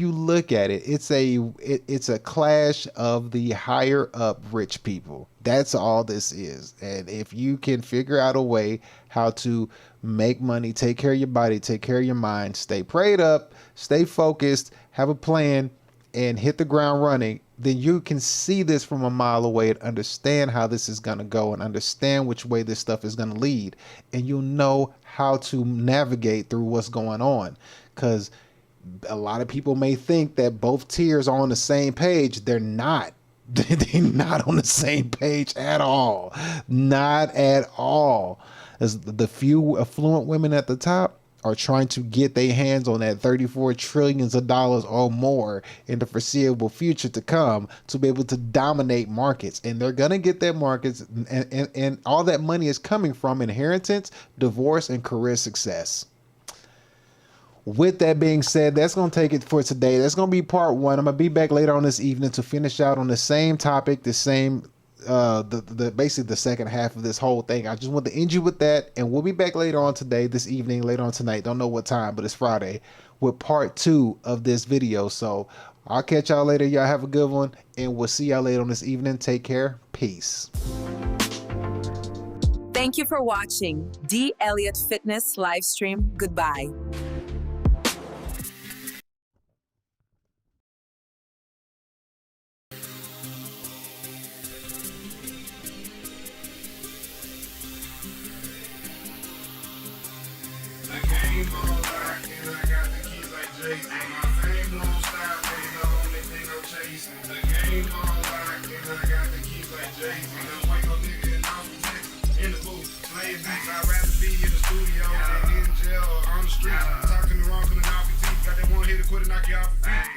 Baby, I'm obsolete. Pockets chunky like cottage cheese. Real nigga, I just gotta be. Smoking weed that don't gotta see. Used to be a hustler prodigy. I love when people say they proud of me. I'm eating good, smoking broccoli. Taking over blocks like Monopoly. Only fuck got bread, then buy the dream. The game on like, and I got the keys like Jay. My fame won't stop, no, the only thing I'm chasing. The game on like, and I got the keys like Jay. Wake up living off the top, in the booth, playing beats. The game on like, and I got the keys like Jay. My fame won't stop, no, the only thing I'm chasing. The game on like, and I got the keys like Jay. Wake up living off the top, in the booth, playing beats. Counting cash and smoking green, can be blow cloud like a smoke machine. The bitch on my dick, she got no to see. Bumblebee ass, yeah, I know it's thing. I plug your bitch like a 6-string. Jordan with the bitches got 6 rings. Smoke till my bitch split screen. The rest with pain pills and sipping lane. Riding dirty, but I'm extra clean. Lyrics nice, but I'm extra mean. All-star heavyweight like Overeem. The bitch launch like she open me. I flip money like Clover G. Gang hustle like TIP. It's all baby like DIG. Acronym like KRIT. The game on lock, and I got the keys like Jay-Z. My fame won't stop, but it's the only thing I'm chasing. The game on lock, and I got the keys like Jay-Z. Wake up nigga and off the tech. In the booth, playing beats. The game on lock, and I got the keys like Jay-Z. My fame won't stop, but it's the only thing I'm chasing. The game on lock, and I got the keys like Jay-Z. Wake up nigga and off the tech. In the booth, playing beats. In the beats like RP. No hard shit with your artery. Cutting up, who sharp as me?